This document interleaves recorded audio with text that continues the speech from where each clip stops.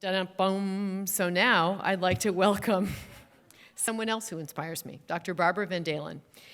She's a licensed clinical psychologist and the founder and president of Give an Hour, which is a national nonprofit providing free mental health services to the military and veteran community. This was a groundbreaking and incredible idea when she began this organization, and it's nearly 7,000 mental health professionals have given more than 175,000 hours of care and support to those in need. The organization also leads the Campaign to Change Direction, a collective impact effort to change the culture of mental health in America, something we've been talking about a lot here today. And among her many awards and recognitions, Dr. Van Dalen was named to Time Magazine's 212 list of the 100 most influential people in the world. Ladies and gentlemen, let's welcome Dr. Barbara Van Dalen.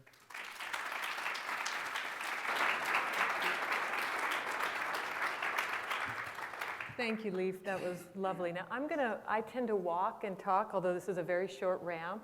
So if I trip and fall, then I know my friends will grab me. Thank you.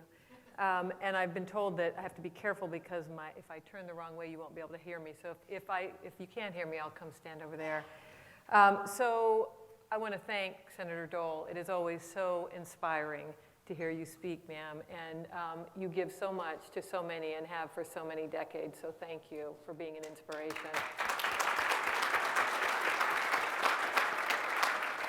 And I want to thank Dr. Shulkin for inviting me to come and speak, and for Secretary McDonald, who I too have trouble referring to you as Bob, but I work on it.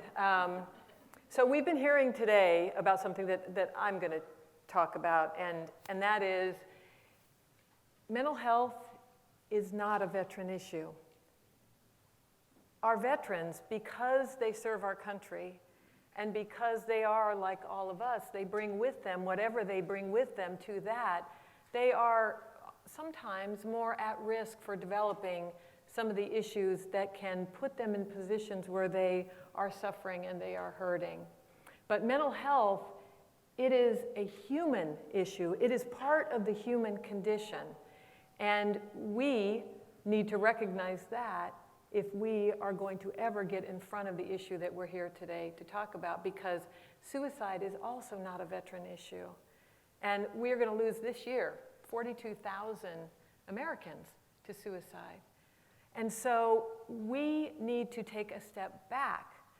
There are wonderful programs. Many of them are here. The VA offers so many wonderful programs, as do the nonprofits, as do private programs. But unless we change the culture of mental health in America, unless we all become part of the solution, and I'm going to talk a little bit about some ways that we're working to do that, the men and women who feel shame, guilt, they feel broken, they feel damaged, they won't go into those programs. They won't ever get there. So while all of us need to keep doing what we do really well, research, training, education, I'm hoping that more and more of us are going to join an effort that I'm very proud to be part of, that's going to focus on changing that culture. We all need to be part of it. There's an Indian psychiatrist who's done amazing work in third world countries, and he talks about mental health for all by involving all. That's what we need to do. And I want to challenge us as we kind of talk together, or I'm talking and you're listening, but you know what I mean, to do some things that will help. So I want to tell you about my story a little bit so that you understand why I believe this very passionately, how I came to be here today. And it is an honor to be here today. I'm a clinical psychologist. I'm a child psychologist. My father was a veteran of World War II. He lied about his age to join the Navy after Pearl Harbor. He was a first-generation American. He was very proud of his country, and he wanted to do his part. He came home, and like many of his generation, he wanted to build a better life for his children, and he, at that point, had my 3 older brothers, and he lived in Los Angeles with my brothers and my mom. And he wanted to move to the country to give his kids, a different life, a country life. And he didn't know it, But by moving my mom, who was pregnant at that time with me, it triggered a psychotic break in her, and she was later diagnosed as schizophrenic. So my dad did what so many veterans do. He stepped up, and he became mom and dad. One of my earliest memories was sitting on my dad's lap. Now, my dad had 3 boys before me, okay? I had long hair. I remember him yanking that as if he was tying a knot, you know, in the Navy. I'm sure that's where that came from. But that was my dad, and he also came home with post-traumatic stress. We didn't call it that then. I didn't know until I became a psychologist what that was, but that is what that was. But he still functioned like many of our veterans do when they come home with these invisible injuries. These issues are on a continuum. Mental health is a continuum. We all have it every single day. Sometimes it's good, sometimes it's not. Sometimes we struggle. Sometimes we're affected by what goes on inside us. Sometimes we struggle because of what goes on outside us, what we witness.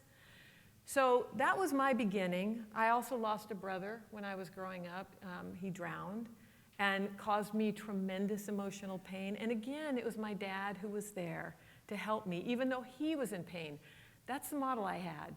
That was my dad, the veteran, who came home struggling, who saved me from his struggles, because when he would blow up and I didn't know what was that, he would say to me afterwards, I don't know what that was, but it's not you. Whatever has happened, it's not you. So as I grew up, no surprise, I wanted to become a mental health professional to better understand my mom, to better understand my dad, to better understand me. And that was a good thing. That led me to do something that I am very passionate about.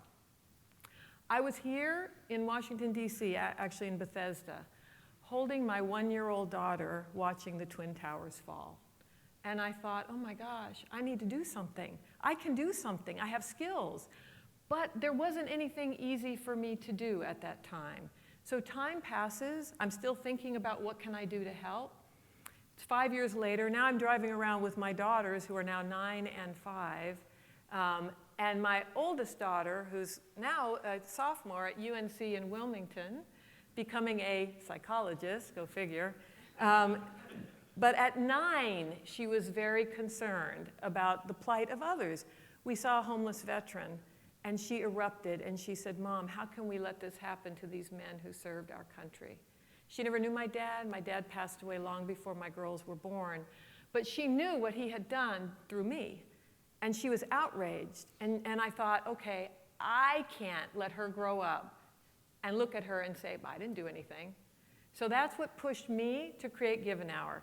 We now have 7,000 mental health professionals all over the country who have collectively given, as you heard, 175,000 hours. They are amazing in what they do and what they give. And this is why I was asked to speak about strategic partnerships, we partner with everyone we can, nonprofit organizations. We partner with our partners at the DoD. We have a MOU with the Army National Guard and the Army Reserve. And Secretary, I will tell you that when I first thought of the idea of Give an Hour, I imagined that the VA would open their arms and say, come on in and help. Come on in and help. There you go. While it did not happen initially, thanks to your leadership and some of my dear friends like Dr. Harold Cudler and many others, it has happened, and we are very proud to be partnering with the VA.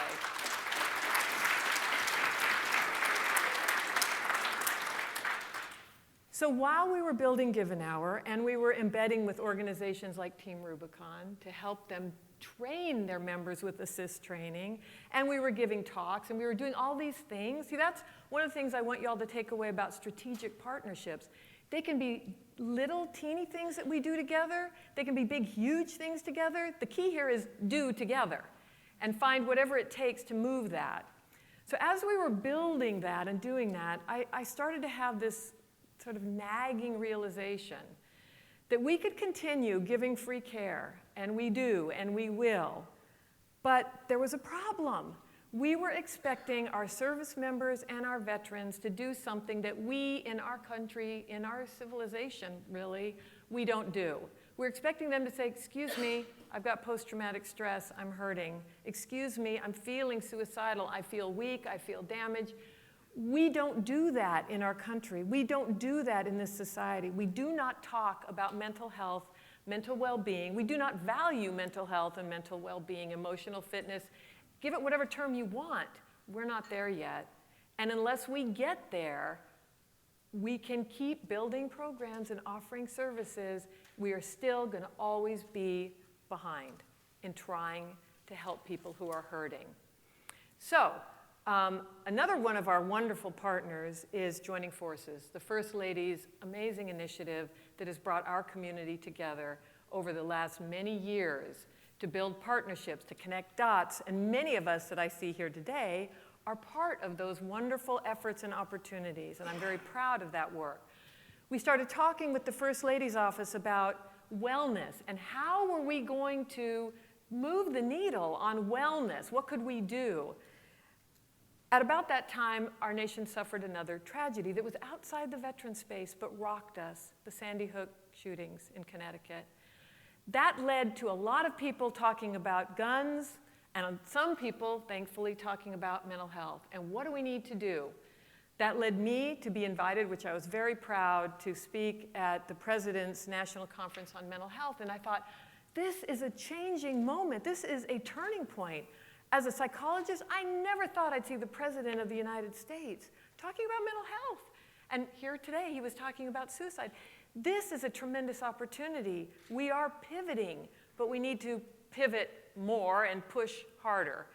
But anyway, that situation and those conversations led to some deep discussions about what do we need to do? How, if we're going to change the culture of mental health in America, how do we do that? So I did what I always do when asked to kind of do something big. I get very simple. You give an hour, you see it's kind of a very simple concept, and then it becomes very complex and my staff goes, oh my God, she's building something else.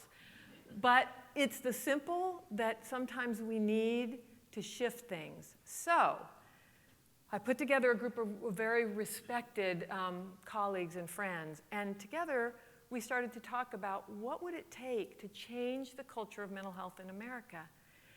We believe that a couple of things need to happen. One, we need to create a common language that everybody understands, that's not about diagnosing, but it's about recognizing when people are suffering, which, by the way, we have all done. I dare anyone in here to raise your hand if you have never been in emotional pain. We've all been in emotional pain. Some of us have been in severe emotional pain, and then we recover. 1 in 5 Americans has a diagnosable mental health condition. 1 in 5 Americans, not veterans, Americans. So look around, that's all of us, or our family members. So the Campaign to Change Direction, which launched last March with the First Lady, Michelle Obama, as our keynote, and many wonderful organizations in this room were there with us then. We had 50 partners at that time with the goal of reaching 30 million Americans in 5 years. We're now less than a year, and because of our wonderful partnerships, relationships, strategic, little, big communities, we've already touched 160 million Americans with the basic concept of the campaign, which is know the 5 signs of emotional suffering. If we start there, and while we're at it, we weave in all the great programs and we push people to the Elizabeth Dole Foundation for their caregiver support, and we push people to the VA and DOD and TAPS and so many other great programs because we all share this value and this need, we can get there. Those 5 signs, change in personality, agitation, withdrawal, lack of personal care.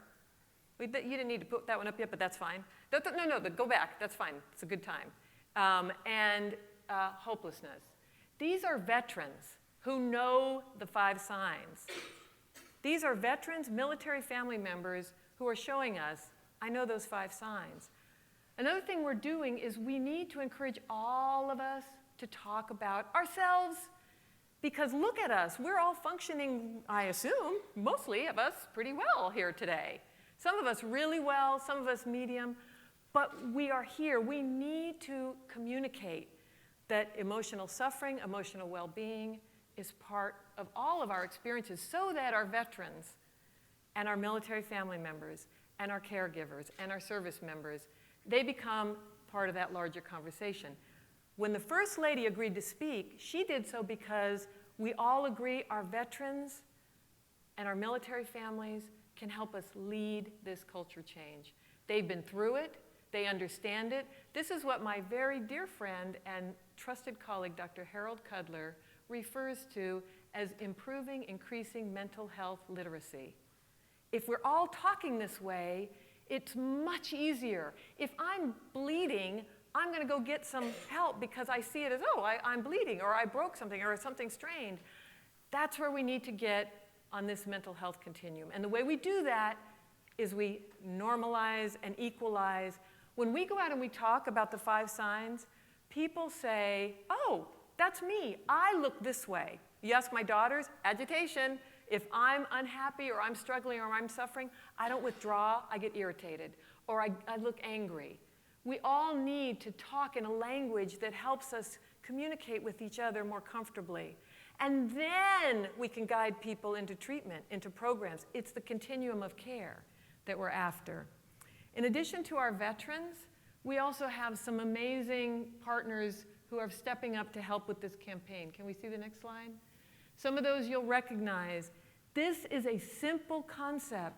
We're working with our partners at the VA to move forward in this, with our partners in the veteran service organizations, in nonprofits, corporations. We now have 180 partners moving this forward. I hope by the end of today, we've got all of you joining this, because it's simple, it's basic.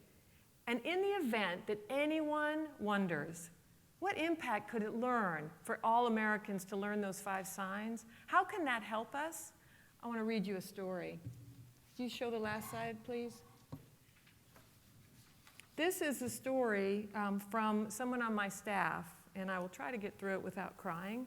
This is from Kristen Hedrick, who is now the Given Hours Administrative Assistant for the Army National Guard and Reserve Component Programs. And I want to read her words, not mine, of hers. There is a famous quote that says, "You don't know what you don't know." I was 22 years old when my husband, Sergeant Jeremy Hedrick, committed suicide. He had just returned home 6 months prior from a deployment in Afghanistan. When I picked him up at that homecoming celebration, I thought the war was behind us, but for him, he never left. My husband was a Marine. He was highly trained. He was prepared to go to war, but there was a definite lack of training for the families. There were no briefings on how to reintegrate. There was no information about what to expect. It was not until years after my husband's death that I began to learn so much more about mental health, especially within the military. Jeremy was displaying signs that he was suffering emotionally. He was engaging in risky behavior by drinking too much. He was withdrawing and isolating himself. He was also uncharacteristically agitated. I cannot help but wonder, what if I had known to look for these signs? Maybe if I had, my husband would still be with us. Maybe if we focus on training the next generation to know the 5 signs, then we will not have a generation of children without parents, wives without husbands, parents without sons, brothers without sisters. Sharing the campaign to change directions, 5 signs, will prevent others from feeling my pain. So in and of itself, the campaign is not going to treat the people who are in that dark hole. But as another veteran said, if we all learn the language, we in the whole might say, I'm hurting, or someone near us will say, I see you're hurting. How can I be of help? Thank you very much.